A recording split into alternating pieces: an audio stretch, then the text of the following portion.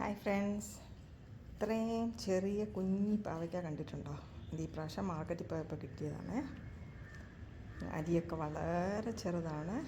എനിക്ക് തോന്നിയത് വളരെ നല്ല ടേസ്റ്റ് ഉള്ളതാണ്. ശരി, ഇനി ഇന്ന് മെഴുക്ക് പുരട്ടി എടുക്കാം. അപ്പോൾ മെഴുക്ക് പുരട്ടുമ്പോൾ നമുക്ക് ഇതിൻ്റെ കയ്പ്പൊക്കെ ഒന്ന് മാറി കിട്ടാനായിട്ട് ചെറിയൊരു ടിപ്പുണ്ട്. അതുകൂടെ ഞാൻ കാണിച്ചു തരാം. ഞാനൊരു സ്റ്റീലിൻ്റെ പാനാണ് ഇവിടെ യൂസ് ചെയ്യുന്നത്. അപ്പം നമുക്കിതൊരു നോൺ സ്റ്റിക്കിൻ്റെ ഒരു ഇഫക്റ്റ് വരുത്താനായിട്ട് കുറേ നേരം ചൂടാക്കണം. അപ്പോൾ അത് എങ്ങനെയാണ് നമുക്ക് മനസ്സിലാകുന്നത് അതൊരു നോൺ സ്റ്റിക്കിൻ്റെ ഇഫക്റ്റ് അതിന് കിട്ടുന്നുണ്ടോ ഇല്ലയെന്ന്? അപ്പോൾ ഒരല്പം വെള്ളം എടുത്തൊന്ന് തളിച്ച് നോക്കണം. അപ്പോൾ നമുക്ക് കാണാം ഇതിങ്ങനെ ഉരുണ്ട് കളിക്കുന്നതാണ്. ഇപ്പോൾ അതൊരു നോൺ സ്റ്റിക്കിൻ്റെ ഇഫക്റ്റാണുള്ളത്. ഇനി നമുക്കിതിലേക്ക് എണ്ണ ഒഴിച്ചിട്ട് വെജിറ്റബിളോ ഫ്രൈ ചെയ്യാനുള്ള ഐറ്റംസൊക്കെ മീൻ വറക്കാനോ ഒക്കെ ഇട്ട് കൊടുത്തു കഴിഞ്ഞാൽ അതൊരു നോൺ സ്റ്റിക്ക് പാനിലിട്ടതിൻ്റെ ഇഫക്റ്റ് ആയിരിക്കും. അപ്പോൾ ഇതിലേക്ക് നമുക്കൊരു പാവയ്ക്കൊക്കെ മെഴുക്ക് പുരട്ടാനായിട്ട് ഇട്ട് കൊടുക്കാം.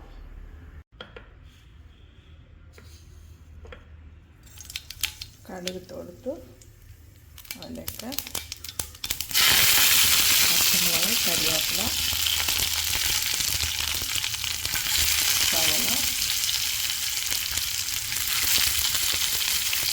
നന്നായിട്ടൊന്ന് വഴന്ന് വരുമ്പോഴത്തേക്കും നമുക്ക്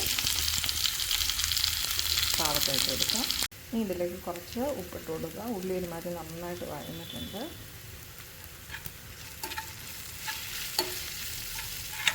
ഇനി പാവയ്ക്ക ചേർത്ത് ഇളക്കാം.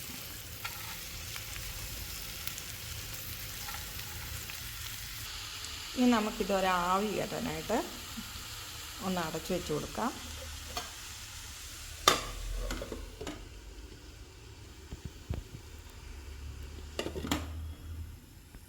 ഒരു 3-4 മിനിറ്റ് ഒന്ന് ആവി കയറട്ടെ.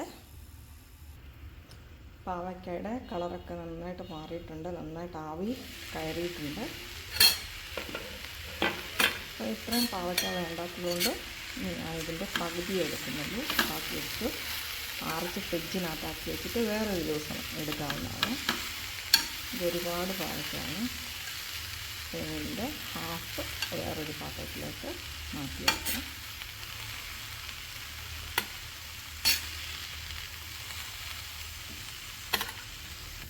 ഇനി നമുക്ക് ഈ സ്റ്റീൽ പാൻ എങ്ങനെ ഒരു നോൺ സ്റ്റിക്ക് തവ പോലെ പാൻ പോലെ വർക്ക് ചെയ്യുന്നത് നോക്കാം. ഓക്കെ, ഒന്നും പിടിച്ചിട്ടേ ഇല്ലത്.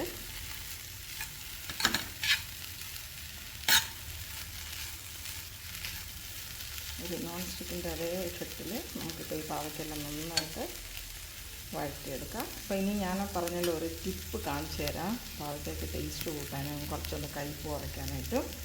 ശരി, ഇനി അത് എന്താണെന്ന് നോക്കാം. ഇതാണ് ടിപ്പ്. ശർക്കര ഒരല്പം ചുരണ്ടിയത്, ഏകദേശം ഒരു ടീസ്പൂണോളം വരും, കുറച്ചുകൂടെ കാണും. അപ്പോൾ ഇത് നമുക്കൊന്ന് പാവയ്ക്കാനായിട്ടൊന്ന് ഇങ്ങനെ ഇട്ട് കൊടുത്താൽ എളുപ്പം മൊരിഞ്ഞും കിട്ടും.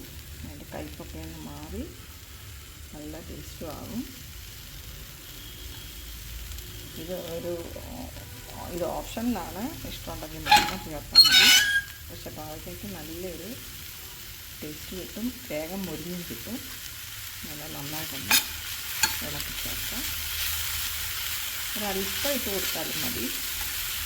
പാവയ്ക്കയുടെ കളറെല്ലാം മാറി നല്ല മൊരിഞ്ഞ് വേഗം വഴഞ്ഞ് കിട്ടും. അധികം എണ്ണ ഒഴിക്കുന്നു. ഇതാണ് എൻ്റെ ടിപ്പ്. ഇനി കുറച്ച് നേരം കൂടെ പാവയ്ക്ക ഇരുന്നൊന്ന് വഴന്ന് വരട്ടെ. അതിനുശേഷം നമുക്ക് സ്റ്റൗ ഓഫാക്കാം. പാവയ്ക്ക മെഴുക്ക് പുരട്ടിയത് തയ്യാറായി കഴിഞ്ഞു. ഇതാണ് ഏകദേശം ഈ ഒരു കളറാകുമ്പോഴത്തേന് ഞാൻ എടുക്കും.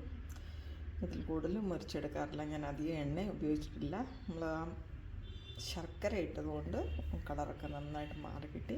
നല്ലൊരു ടേസ്റ്റുമാണ് ഇതിന്. നന്നായിട്ട് മൊരിഞ്ഞ് വെള്ളമൊക്കെ വറ്റി വന്നിട്ടുണ്ട്. ശരി, അപ്പോൾ തയ്യാറാക്കി നോക്കുക. Thank you for watching.